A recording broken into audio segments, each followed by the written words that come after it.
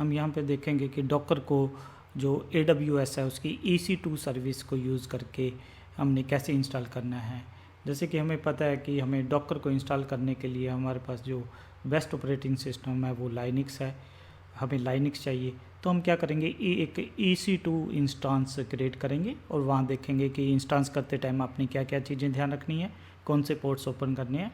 तो उसके ऊपर फिर हम डॉकर इंस्टॉल करेंगे और डॉकर के अंदर हम पहले नॉर्मल कंटेनर क्रिएट करके देखेंगे, फिर हम बाद में वेब कंटेनर वगैरह क्रिएट करके देखेंगे। तो इससे हमें मज़े किया कि बिल्कुल कि स्टेप बाय स्टेप कैसे जाना है, तो डॉकर की वर्किंग हमें पता लग जाएगी कि डॉकर पे कैसे काम करना है।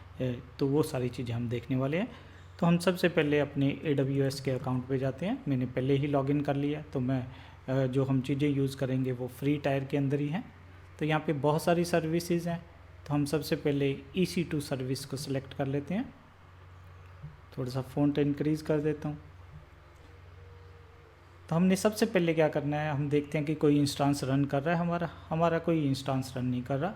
तो हम क्या करेंगे, क्विकली एक इंस्टांस क्रिएट करेंगे और हमारे पास जो की पेयर है, क्योंकि वो विपिन KG नाम का है, तो हमें जब भी वो इंस्टांस को एक्सेस करना है तो हम इसको यूज़ करके करेंगे। तो हम यहाँ पे इंस्टांसेस में आ जाते हैं। क्लाउड के अंदर हम VMs को इंस्टांसेस बोल देते हैं। तो हम यहाँ पे लॉन्च इंस्टांस, तो सबसे पहले हमें एक लाइनक्स चाहिए, तो उसको हम लेके चल रहे हैं। आप कोई भी लाइनक्स यूज़ कर सकते हो, यहाँ पे यूबंटू भी अवेलेबल है। मेरे केस में हम यहाँ पे समझाने के लिए अमेजन लिनक्स 2 वाला वर्जन हम यूज़ कर रहे हैं। तो यहाँ पे हम कौन सा आर्किटेक्चर, 86 वाला आर्किटेक्चर यूज़ कर रहे हैं। तो मैं यहाँ पे स्ट्रेटवे सेलेक्ट कर लेता हूँ, तो इसको हम सेलेक्ट कर लेते हैं। और ये जो हम T2 माइक्रो इंस्टांस ले लेते हैं जो फ्री टायर में एलिजिबल है। हमारा मेन कंस्ट्रेशन है कि डॉकर को कैसे इंस्टॉल करना है। तो हम ये EC2 को पहले एक इंस्टांस क्रिएट कर रहे हैं। तो नेक्स्ट, तो यहाँ पे कितने इंस्टांस चाहिए, एक चाहिए। बाय डिफ़ॉल्ट बाकी सेटिंग हम ऐसे की ऐसे रहने देंगे, कुछ भी नहीं करेंगे। तो यहाँ पे हम नेक्स्ट स्टोरेज भी हमारे पास 8 GB है डिफ़ॉल्ट, उसी को रहने देते हैं। टैग हम थोड़ा सा इसको आइडेंटिफाई कर लेते हैं कि भाई ये हमारी नेम क्या है इसका, हम इसको बोल देते हैं कि ये डॉकर वाली VM है, ताकि हमें ये पता लग जाए कि इसमें हम क्या इम्प्लीमेंट करने वाले हैं। इसको हम VM बोल देते हैं या इंस्टांस बोल देते हैं। आगे ये बहुत इम्पोर्टेंट है, सिक्योरिटी ग्रुप। अब जैसे सपोज आपने घर में कोई रूम बनाया है, भाई उसके अंदर जाने के लिए आपको कुछ डोर वगैरह रखने पड़ेंगे। इसी तरह जब हम अमेजन में कोई भी मशीन बनाते हैं तो बाय डिफ़ॉल्ट उसके सारे पोर्ट्स क्लोज्ड होते हैं। अब हमें क्या करना पड़ेगा, ओपन करना पड़ेगा। तो हम एक नया सिक्योरिटी ग्रुप बना देते हैं जिसका नाम हम क्या रख देते हैं, डॉकर सिक्योरिटी ग्रुप रख देते हैं, सिक्योरिटी ग्रुप। तो यहाँ पे भी डॉकर ये लिख देते हैं ताकि ये हमने पता लग जाए कि भाई डॉकर के लिए कंसेप्ट के लिए बनाया, जब नहीं चाहिए होगा तो बाय डिफ़ॉल्ट हमारा क्योंकि हमने रिमोटली उसको एसएस से एसेस करना होता है, तो हमारा ये वाला पोर्ट ओपन है। तो हम और कुछ पोर्ट ओपन कर देते हैं, एक HTTP वाला पोर्ट ओपन कर देते हैं, फिर हम कुछ कस्टम पोर्ट्स ओपन कर देते हैं। कस्टम पोर्ट्स सपोज हम 8000 से लेके 8010 तक ओपन कर देते हैं, जितने भी पोर्ट्स वगैरह चाहिए। बाई चांस अगर हमने MySQL वगैरह का कंटेनर बनाना है तो हम कौन सा पोर्ट ओपन करेंगे, मीन आपने अपने हिसाब से देख लेना है कि कौन कौन से है। तो हम ये कुछ पोर्ट्स ओपन कर देते हैं। तो ये हमारे पास सिक्योरिटी ग्रुप। तो हमने एक 22 पोर्ट है, एक 80 है, एक कुछ पर्पजफुली हमने 8000 से 8010 तक कर दिया, एक हमने SQL वाला कर दिया। आपने अपने हिसाब से कर लेना। रिव्यू एंड लॉन्च, एक बार आपने चेक कर लेना कि भाई सब कुछ ठीक है कि नहीं। तो हम यहाँ पे क्या कर देते हैं, लॉन्च। तो लॉन्च करते टाइम वो आपसे पूछेगा कि आपके पास की है, तो हमने पहले की को स्टोर कर रखा है, तो आपने एक्नॉलेज कर देना है। तो हमने यहाँ पे लॉन्च इंस्टांसेस, तो यहाँ पे हमने क्या कर लेना है, व्यू इंस्टांसेस आ जाना है। तो यहाँ पे वो क्या स्टेटस शो कर रहा है, पेंडिंग स्टेटस शो कर रहा है।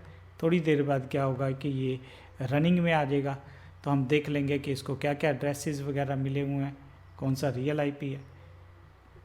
तो हमने यहाँ पे हमारे पास जो एड्रेस है, जब नहीं चाहिए होगा तो उसको हम टर्मिनेट कर देंगे। ध्यान रखना है, जैसे ही हमारे ख़त्म हो जाए तो आपने क्या करना है, टर्मिनेट इंस्टेंस। पर अभी हमें ज़रूरत है इसकी। तो जैसे हम इंस्टेंस बनाते हैं तो ध्यान रखना, हमें एक रियल आईपी एड्रेस भी मिल जाता है, एक प्राइवेट एड्रेस भी मिल जाता है। तो हम ये जो रियल एड्रेस है 18.2.1.8.142.39, आपके केस में कुछ और होगा, तो इसको मैं कॉपी कर लेता हूँ।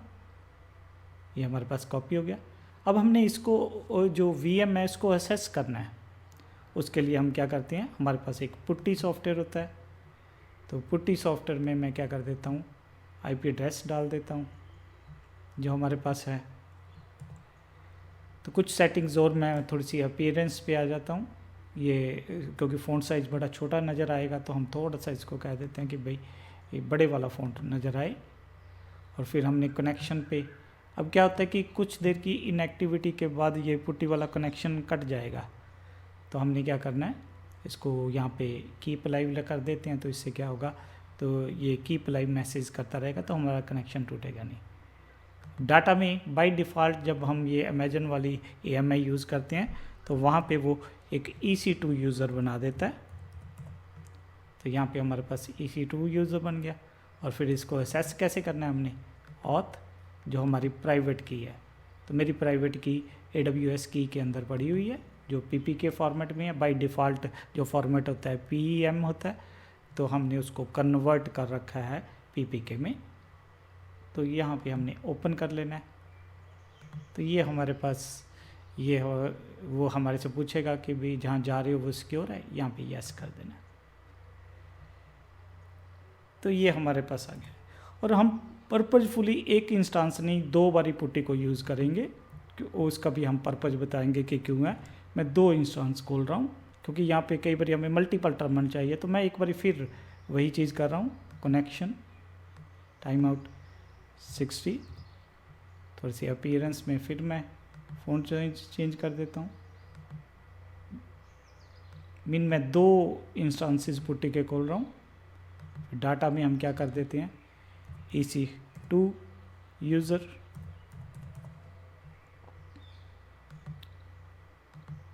तो ब्राउज़ करके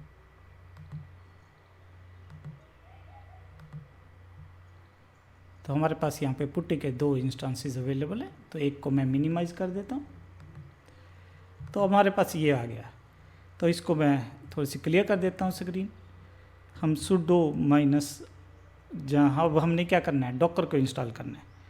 तो हमें sudo पहले देख लेते हैं, पहले ही तो नहीं इंस्टॉल है, तो थोड़ा सा हम इसको इंक्रीज़ कर देते हैं। sudo हम क्या कर देते हैं, sudo docker वर्जन। अभी तक नहीं है हमारे पास, ध्यान रखना है। अगर हम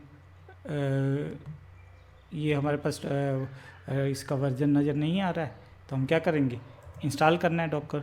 उसके लिए हमारे पास कमांड होती है sudo yum install docker। तो इससे हमारा क्या हो जाएगा, डॉकर हम इंस्टॉल हो जाएगा। हमने कमांड चला दी yum install docker, क्योंकि ये जो आपकी रेड हैट बेस्ड डिस्ट्रीब्यूशन है, CentOS बेस्ड डिस्ट्रीब्यूशन है। तो यहाँ पे हमने क्या करना है, इसके अंदर हमने वो यस पूछ रहा है तो हमने यस कर देना है। तो ये हमारा जो है ये डॉकर इंस्टॉल हो गया। सिंपल एक कमांड है डॉकर यम इंस्टॉल डॉकर, कौन सी कमांड चलानी है, इससे हमारा डॉकर इंस्टॉल हो गया। अगर फिर हम ये कमांड चला के देखेंगे वर्जन, तो वो कुछ एरर दे रहा है कि client can not connect to diamond, क्योंकि हमने डॉकर के 2 पोर्शन होते हैं, सर्वर और क्लाइंट। अभी हमारा क्लाइंट पोर्शन तो एक्टिव है, सर्वर पोर्शन नहीं है। तो हमने क्या करना है, सिस्टम CTL स्टार्ट डॉकर कर देना है। सॉरी, हमने कौन सा कीवर्ड लगाना आगे बहुत ज़रूरी है, sudo। और जहाँ यहाँ बार बार इसको करने के से बजाय हम क्या कर सकते हैं, sudo -i, तो ये रूट से ले जाता है। तो ये हमारा जो डॉकर था टेम्परेरी स्टार्ट हो गया था। अगर परमानेंटली करना है तो हमने क्या करेंगे, सिस्टम ctl इनेबल डॉकर, तो ये हमारा डॉकर चलने लग गया। इसको क्लियर कर देते हैं। अब ये डॉकर वर्जन कमांड जब चलाएंगे तो ये हमारा डॉकर क्या कर रहा है, रन कर रहा है। तो ये था हमारी डॉकर इंस्टॉलेशन।